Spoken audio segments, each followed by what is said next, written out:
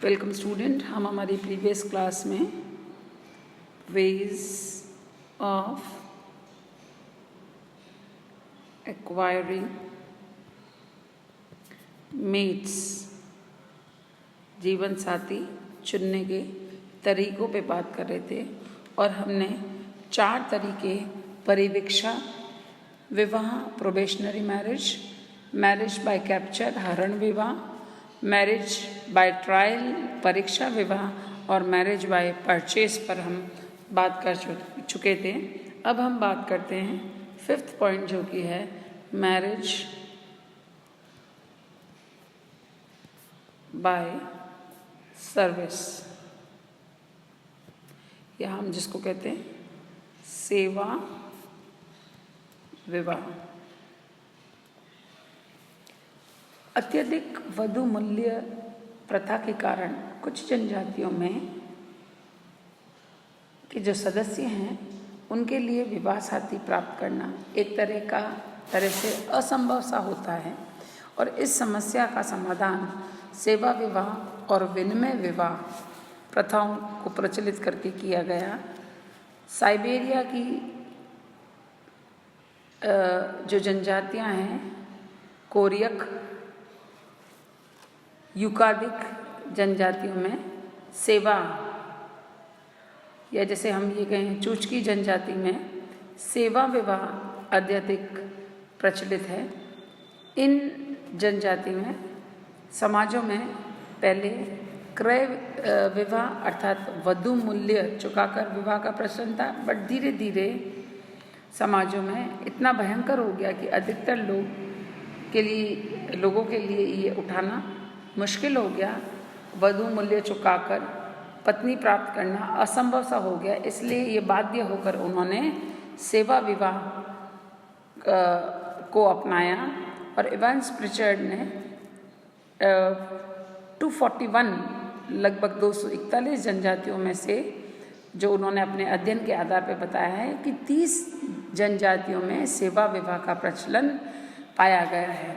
कुछ जनजातियों में विवाह करने से पूर्व युवक अपनी भावी ससुराल में रहकर सेवा प्रदान करनी पड़ती है और कुछ जनजातियों में विवाह करने के बाद वर तब तक पत्नी को अपने घर नहीं ले जा सकता जब तक आवश्यक वधु मूल्य के बदले कुछ दिनों तक सास ससुर को अपनी सेवा प्रदान करनी नहीं कर देता है। इसका एक एग्जाम्पल जो हमें जो है कमाचे इंडियनों में देखने को मिलता है।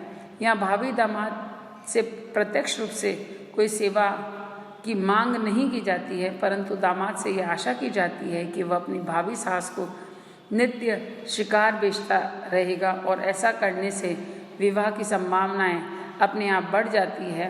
और यहाँ तक कि दामाद को इस प्रकार नियमित रूप से शिकार बेचता रहता है कि वह खुश होकर सास अपनी दूसरी लड़की को भी उस दामाद को दूसरी पत्नी जो है होने के लिए इनाम में दे देती है।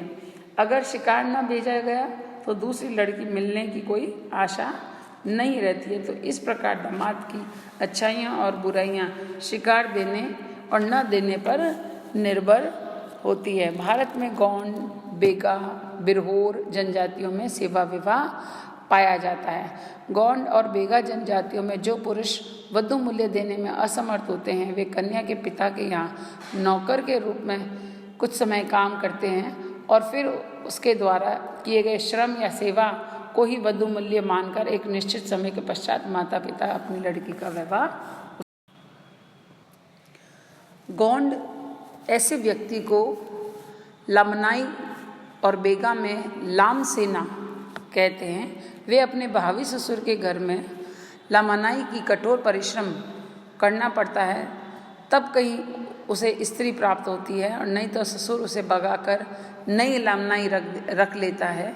बिरहोर जनजाति में भावी ससुर अपने भावी दामाद को वधु मूल्य चुकाने के लिए रुपए उधार देता है और दामाद को सेवा द्वारा उस ऋण को चुकाना पड़ता है। हिमाचल प्रदेश में गुर्जरों और उत्तर प्रदेश की खस जनजाति में ऐसी प्रथा पाई जाती है। अब हम बात करते हैं विनिमय विवाह या मैरिज बाय एक्सचेंज।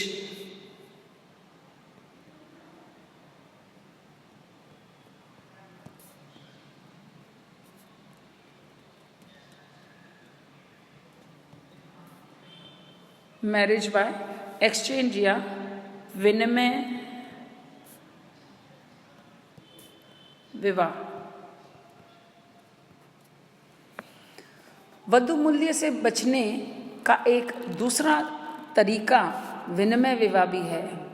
इस प्रकार के विवाह में प्राय ये देखा गया कि एक परिवार के एक भाई और एक बहन का विवाह क्रमश दूसरे परिवार के एक लड़की या उसके भाई के साथ हो जाता है। मतलब एक परिवार का लड़का और लड़की दूसरे परिवार का लड़का लड़की आपस में एक दूसरे से विवाह करते हैं। इस प्रकार एक व्यक्ति की पत्नी का भाई उसकी बहन का पति होता है, अर्थात एक ही व्यक्ति से साले और बहनोई दोनों का रिश्ता स्थापित हो जाता है।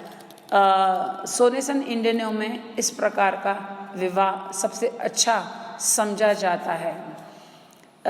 विनिमय विवाह में प्राय कठिनाई ये होती है कि दो ऐसे परिवार नहीं मिलते हैं जिनमें से प्रत्येक एक भाई और एक बहन के लिए उपयुक्त हो, अर्थात जोड़ा ढूंढने में काफ़ी परेशानी का सामना, या जिसको हम लोकल डायलेक्ट में बात करते हैं तो आटे साटे वाली बात होती है, आप एक्सचेंज करना है ना, इस परिवार की लड़की उस परिवार का लड़का और उस परिवार की लड़की और इस परिवार का लड़का।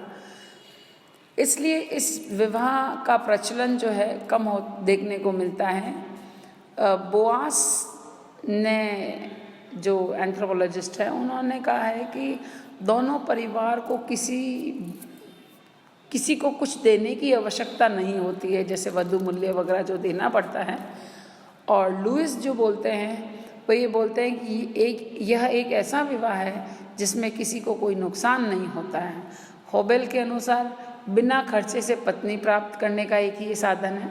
इसी कारण से यह विवाह प्रथा प्राय सभी भारतीय जनजातियों में पाई जाती है, परंतु असम की खासी जनजाति में इस प्रकार के विवाह का निषेध है।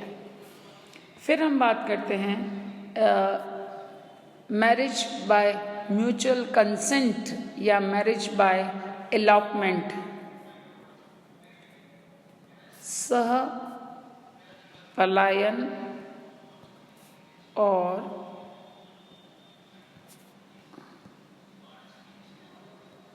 सहमति विवाह। विवाह साथी प्राप्त करने का 7वां उपाय पारस्परिक सहमति और सहपलायन है। विवाह संबंधी अनेक प्रतिबंधों के बीच भी प्रेम या प्रणय संबंध प्रत्येक समाज में ही पनप जाते हैं और उस अवस्था में युवक युवतियां सामाजिक प्रतिबंधों तथा बाड़ों की जो प्रतिबंध जो होते हैं, एक तरह से जो रिस्ट्रिक्शंस जो होते हैं, जो एल्डरली पर्सन होते हैं, उनकी आज्ञा और इच्छा की अवहेलना करके पारस्परिक आपस में एक दूसरे में सहमति से विवाह कर लेते हैं।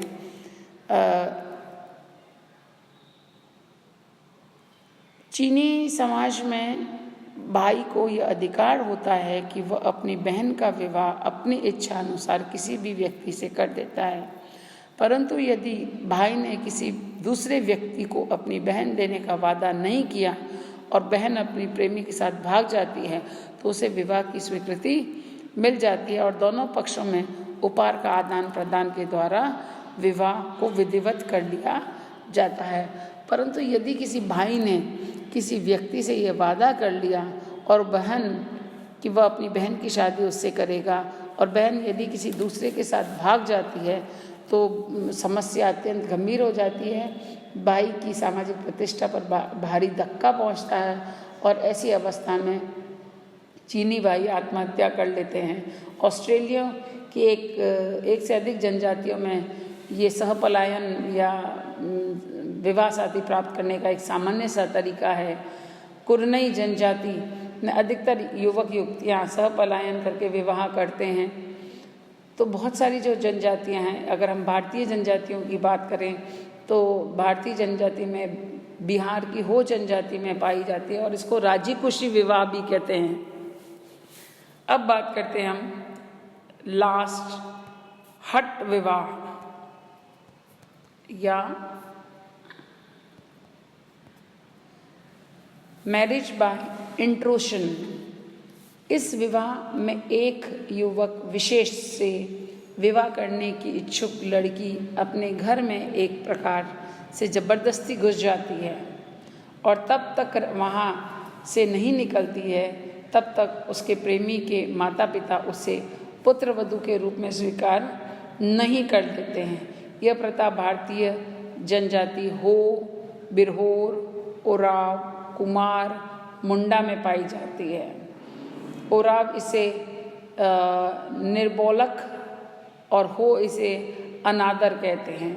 अनादर नाम एक ऐसे विवाह के लिए सबसे उपयुक्त है कि इस विवाह में लड़की अपने प्रेमी के घर अपने माता पिता की बिना इच्छा से प्रवेश करती है और इन्हें अपने लड़के की शादी और उससे करने के एक प्रकार से बाध्य करती है।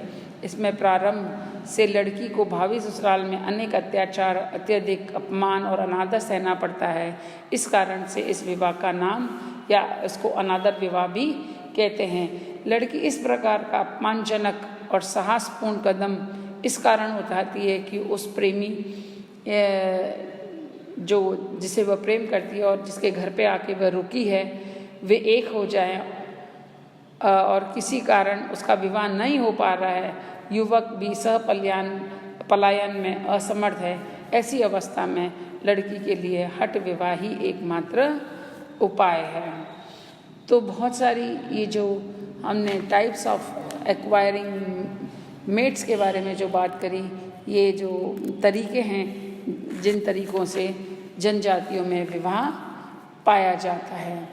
एक जो इम्पॉर्टेंट चीज़ जो है वह विवाह विच्छेद की है जो जनजातियों में। जब हम मैरिज की बात करते हैं तो obviously will talk about the divorce also. तो जो डाइवोर्स है वो हम ज़्यादा डिटेल में तो नहीं, but I will just give you the glimpse of it कि यहाँ पर भी जो है जनजातियों में भी विवाह विच्छेद की का सिस्टम होता है और विवाह संबंध को स्थायी बनाने का प्रयास हालांकि सभी समाजों पे होता है, बट किसी न किसी नियम के द्वारा जो है विवाह विच्छेद का एक ऐसा प्रावधान होता है जिसमें दोनों पति पत्नी जो है अलग हो जाते हैं। तो जनरली ये देखा गया है कि आदिम समाजों में विवाह विच्छेद भी होता है।